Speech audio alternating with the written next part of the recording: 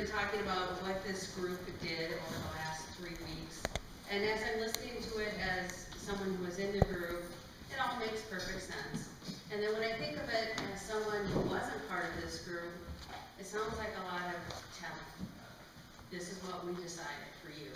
This is what we decided as your representatives that we're going to do as a church. And I want to just state, you know, we really were representatives, and we really tried to think about everyone here and try to think about what these things mean for us as a community. So as we're talking about this, if you weren't on this part of this team and on all the retreats, I hope you know that this is, you know, you were thought of when we came up with these objectives, and all the input that you gave in the process, in the focus groups ahead of time, in the feedback, all the charts we had, where you could go write the little notes.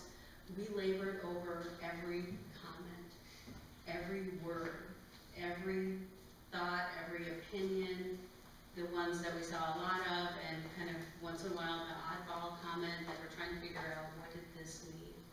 It's really important that this is an initiative that's for all of us. And so now we've kind of talked about who we are as a community and what we want to be. So what? Now what? The now what is we have to change some things.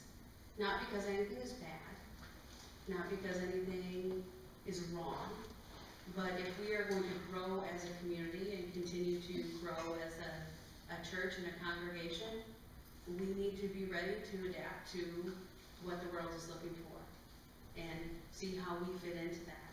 And so we really focused on what are our goals going to be. We'd love to do everything. We'd love to have a soup kitchen and a youth ministry and 18,000 outreach programs, but we can't do all that.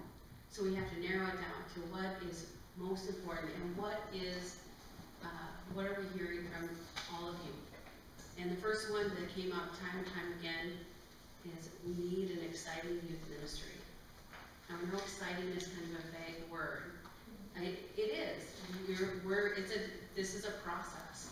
So we are looking to develop a youth ministry, and we have some really specific goals around how we want to do that. One of the things we want to do is have 4 activities a year that are intergenerational. Not just a service project for the kids, not just a pizza party or something like that, but a time when everyone can interact. A time when, you know, my daughter is maybe interacting and packing bags of potatoes with Sandy. You know, just different activities where we can all get involved and interact with each other. We also made a goal of having Sunday school in place for the fall. Things have changed. Nicole and I retired, so to speak, or maybe sabbatical. But having that in place in the fall, and those wheels are in motion. Having a plan in place to have something for the middle school kids, so we stop losing them right after they finish elementary school. So that's one of the goals. The other goal is to welcome and connect everyone in the ministry of the church. And that kind of falls into connecting with people where they're at. And we want to do that by expanding social media. One of the things we learned through this process is no one will come to your door until they've been on your website. No one. No one. We are very welcoming once you get to our door. We're great once you get to the door. But until you get to the door, it's a closed door. So we want to figure out how do we be welcoming before you get to our doorstep. And then once you're in here, we'll let you out. And then also creating 3 opportunities for people to connect, at least one being mission oriented. These could be small groups. This could be look a lot of different ways. It could be working on some decorations for the sanctuary. It could be a Bible study. It could be a service project. There's just a lot of different ways we can take this. So those are really our goals. Youth ministry and welcome and connecting everyone. Not just the group that were on the retreat. So here's what we need though. We need people to get involved, because we kind of were the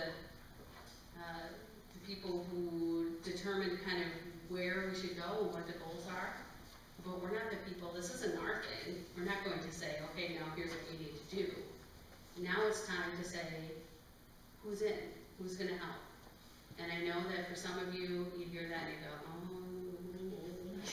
not me. When I was first asked to be on this retreat, I said yes, because I'm compliant, friendly, I'm gonna do that. And then afterwards, I'm like, I don't know, I don't think I really want to do it. It's a lot, I'm busy, and I have this, and I have that. And then pretty soon, oh, come on, we need you. Okay. This is what we're saying now. We need you, we need everyone to be involved. Help us think of some ideas, help us do some of the planning. There's a sheet in the pew, maybe you filled it out. If you didn't, you still can, to say where you want to be involved. And it doesn't have to be a big commitment. We're not asking you to be Sunday school for a whole year. But we need this to be something for everyone. So please help.